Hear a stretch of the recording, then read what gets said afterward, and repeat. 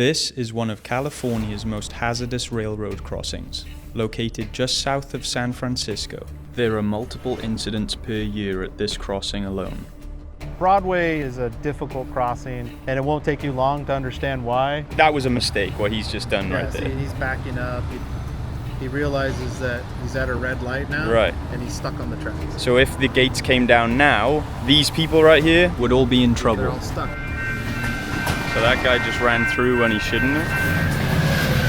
Was he breaking the rules by doing what he just did? Yeah, you're supposed to stay clear of the grade crossing. The ultimate goal is to make this location safer. We know RailSentry is the right solution, so we're installing it today here at Broadway.